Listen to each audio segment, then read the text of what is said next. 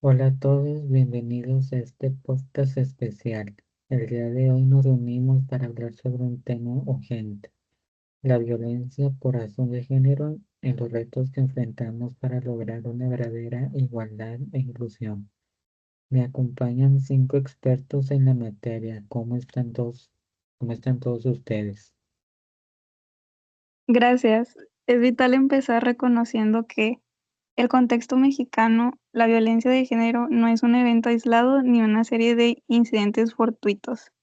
Es un problema estructural, profundamente arraigado en una cultura de desigualdad histórica que afecta todo el tejido social.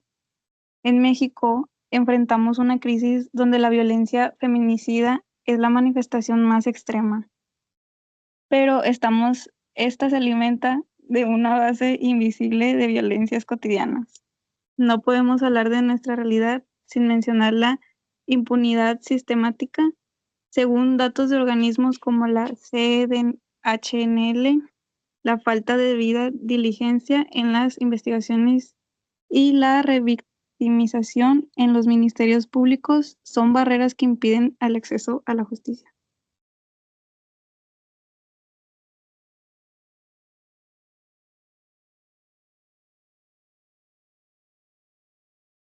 Exactamente. De acuerdo con la CDHNL, entender la violencia es el primer paso crítico para erradicarla.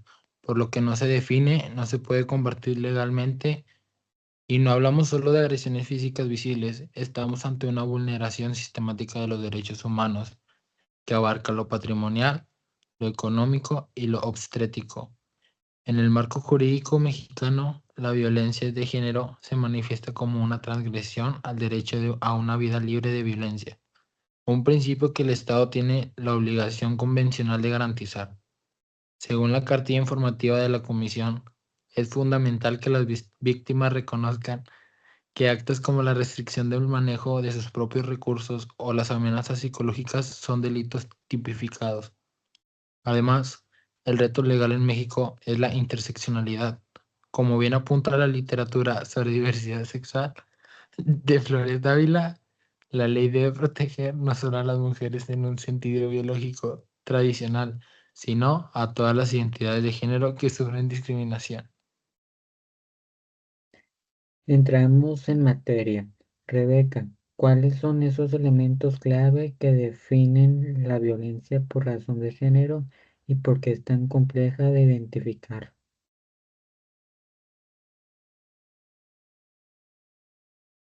Fundamentalmente, la violencia de género es aquella dirigida contra una persona por su identidad o rol de género, afectándola de manera desproporcionada. No es un conflicto entre iguales. Se basa en una relación jerárquica de poder donde se intenta dominar o controlar a la persona. Debemos distinguir con claridad sus tipos. La violencia física es la más visible, pero la psicológica y la económica suelen ser el inicio del ciclo.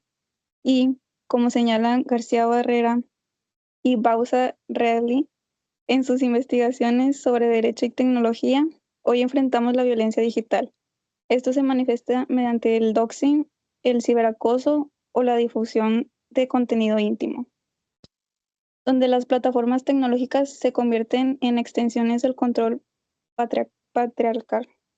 La violencia no se detiene cuando apagas la computadora. El daño a la dignidad es permanente. Y ahí es donde entra la violencia simbólica, que a menudo es la más difícil de erradicar, porque es invisible. Se transmite a través de chistes, publicidad, medios de comunicación y sobre todo el lenguaje cotidiano. Como destaca el manual de comunicación no sexista en mujeres, al usar términos que invisibilizan a la mujer o que refuerzan estereotipos de debilidad y sumisión. Estamos construyendo una realidad donde la violencia se normaliza. El lenguaje no es solo un medio de comunicación, es una estructura que valida que tiene derecho de ser escuchado y que no. Cambio nuestra palabra es en realidad un acto de resistencia contra esa estructura de poder que mencionaban. Exacto. El control simbólico y físico se conecta directamente con los retos de diversidad sexual. No podemos hablar de inclusión si ignoramos que la violencia se intensifica contra las personas de la comunidad LGBT debido a prejuicios heteronormativos, de acuerdo a con Flores Dávila y Machis Dual. Las personas trans no binarias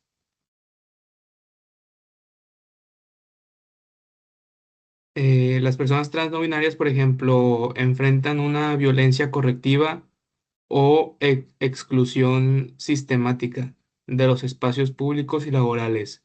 La igualdad no es un bloque sólido, tiene matices.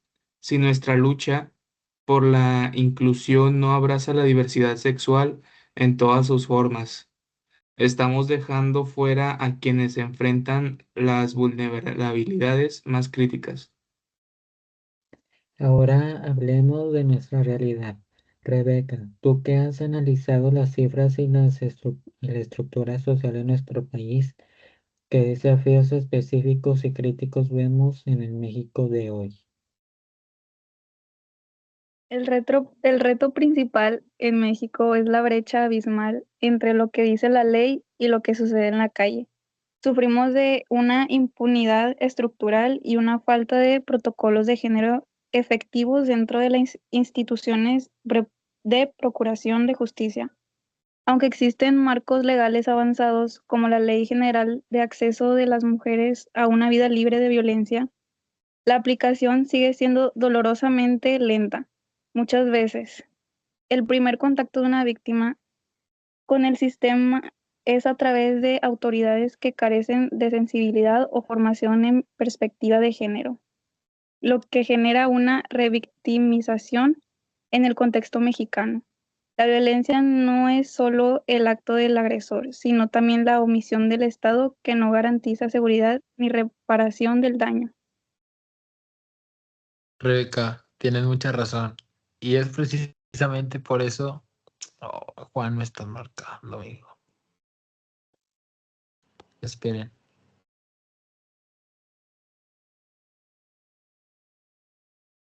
Y es precisamente, y es precisamente por eso que por ese vacío de información que la cartilla habla sobre la violencia de la CDHNL se vuelve tan relevante. No es solo un folleto, funciona como una herramienta de empoderamiento ciudadano esencial. Su objetivo es que cualquier persona pueda identificar los diferentes tipos de violencia desde su fase inicial y sepa exactamente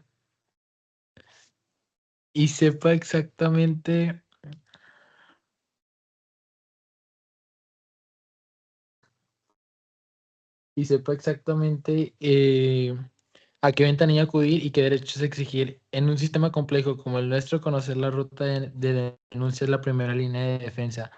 La CDHNL busca que la ciudadanía no se sienta sola frente a la burocracia, recordándonos que los derechos humanos son obligaciones que el Estado debe cumplir, no favores que debe conceder. Es fundamental ese empoderamiento. Ahora llevando esto a la modernidad, Rebeca, ¿qué papel juega la tecnología en este panorama de los derechos humanos?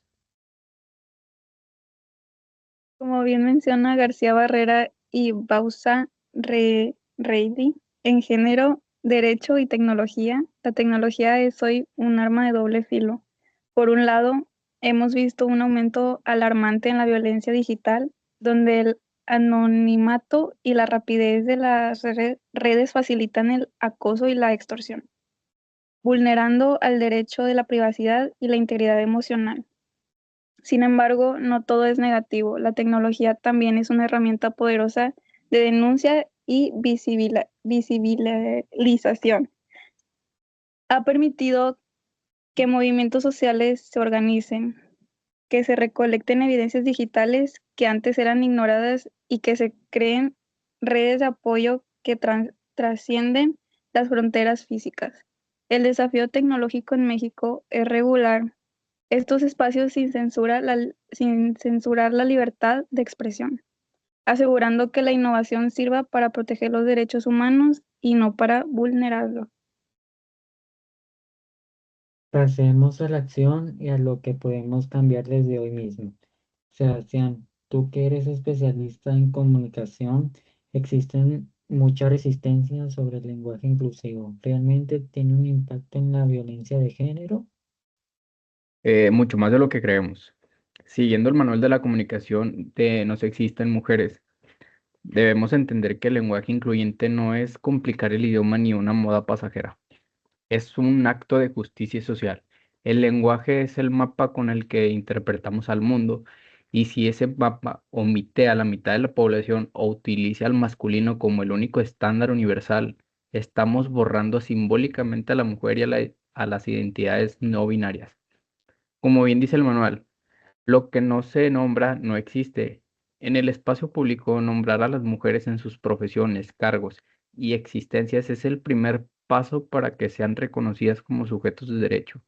No es solo gramática, es visibilidad. Cuando lo dejamos de usar el lenguaje que perpetúa estereotipos de género, estamos desmantelando la base de la pirámide de la violencia. Si nuestra palabra deja de ser herramientas de inclusión, se convierten en puentes para la igualdad. Y ahí es donde conectamos con los verdaderos retos de la igualdad y la inclusión. No basta con que nuestras leyes sean perfectas si nuestra práctica diaria es excluyente. Debemos dar salto a la igualdad formal, aquella que está escrita con tinta en la Constitución, a la igualdad sustantiva, que es la que se vive y se siente en la calle, en la escuela y en el trabajo. Esto implica, como propone Flores Dávila y Machis Duay, un compromiso real con la diversidad sexual. La inclusión no es un favor que se le hace a las minorías, es la eliminación de prejuicios heteronormativos que permite a las personas, que las personas de la comunidad LGBT accedan a las mismas oportunidades sin miedo a la discriminación o violencia correctiva. El reto es transitar hacia una sociedad donde la diferencia sea vista como un valor y no como un motivo de segregación. Ahora, para cerrar este podcast, este espacio donde hemos platicado de este tema tan importante, me gustaría una reflexión breve de cada uno de los participantes que el día de hoy nos han acompañado. Y la pregunta es, ¿cuál es el mayor reto? La educación, cambiar la cultura del machismo desde la raíz. La sensibilización en el uso de la tecnología con perspectiva de género.